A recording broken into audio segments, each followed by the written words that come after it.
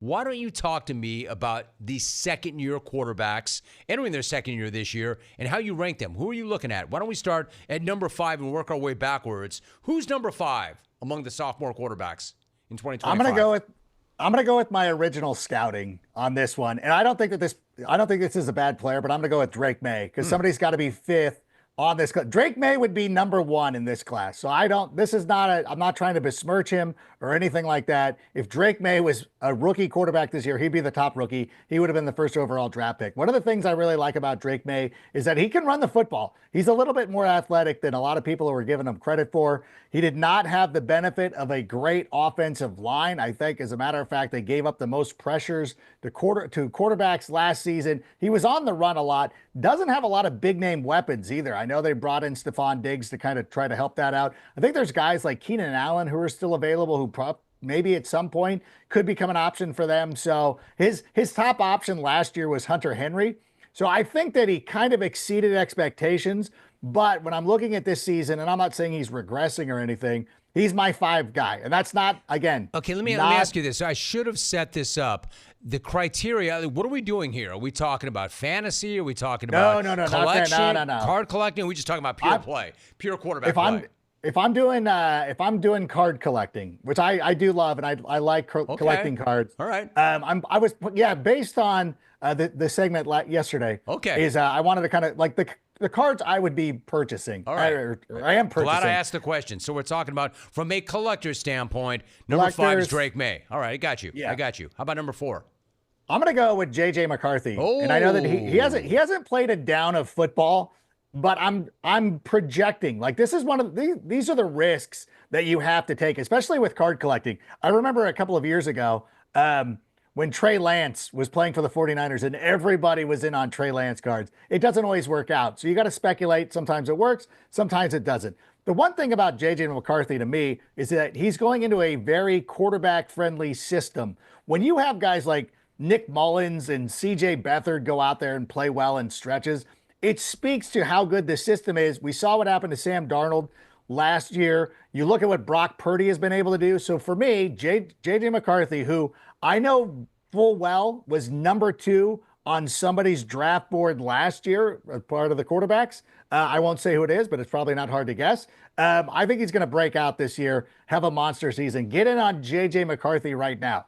At number 3, this is going to be an easy one to me. It's pretty obvious where the players kind of fall in here. Bo Nix is my number 3 guy. Sure. Again, I don't dislike him. I think he's going to go out there and be even better this season. Great rookie season. In any other year, any other non-Jayden Daniels year, he would have been one of the most celebrated rookie quarterbacks of all time. He had, I believe, the 3rd best rookie season in history, 24 total touchdowns. I think he had 24 passing touchdowns, 30 plus total touchdowns because he's an excellent runner. One of the things that drew him to Sean Payton was that he's very athletic. And not to say that Drew Brees wasn't athletic, but Bo Nix has a little bit more ability in the athletic department that I truly believe he's going to take a step forward. They've now are adding a running game to go with Sean Payton's offense. They brought in RJ Harvey and they just signed J.K. Dobbins, which is killing me fantasy wise. It's like, why? Oh, I wanted RJ Harvey all over the place. I've already done a dynasty draft. And Harvey can still do very well because J.K. Dobbins, as great as he was last year, he kind of fell off at the end of last season. And they had to bring in Gus Edwards and some of the other guys. Kamani Vidal never stepped up like I thought he was. So perhaps I should just go with J.K. Dobbins. But clearly, I think that Bo Nix is the number 3 guy here. Are you ranking your top 5 running backs or quarterbacks? I'm all over the place. I got to keep you in between the lines. Tight. All right, so Bo Nix is number 3, and you make a good argument. Number 2. Well, listen, Jayden Daniels, legendary rookie season. I like what the Commanders did. I thought he played very well. Homer, I see what you're doing here. I see exactly what you're doing here, Homer. You don't know who the number 1 guy is. I see what you're doing here, Homer. I know exactly where you're going, Homer. You don't know? If Jane's not number 1, I know where you're going, honk. I know. This is why we should have revealed number 1 before 2, because you're like, right. Everybody's already upset. Like, Of course, I'm going to say this. Jayden Daniels is very good. I've liked him for a long time. He back when he was playing. You know what's funny? When he was at Arizona State, his rookie season. You know what's funny that you have him number 2. That's really funny. It's not funny. Listen.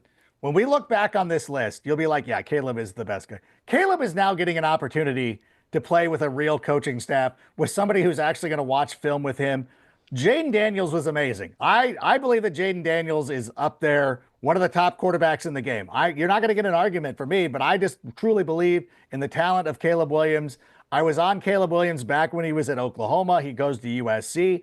And now I truly believe that with Ben Johnson, with some accountability, with some weapons around him, he's going to take a step further than what he did last year, because people kind of overlook the fact. I think you're acting like he had nothing last year. I'm not saying they had a great coaching staff. I actually see, I'd flip it. I would make the same exact statements that you made, but just interchange those names. Like, I like Caleb Williams. I think the guy's going to be really nice. I think he's in a great situation. But, dude, Jayden Daniels, man, that's the guy. That's the guy. He will always be the guy. He will always be that guy in that draft. He will always be better than Caleb Williams. Well, I mean, I understand why people would believe that. And right now, the being in the moment, like, you can't argue, because he had a better season last year. It's truly the case. However, you know, Caleb, where he gets on, I know I'm going into like what ifs and everything.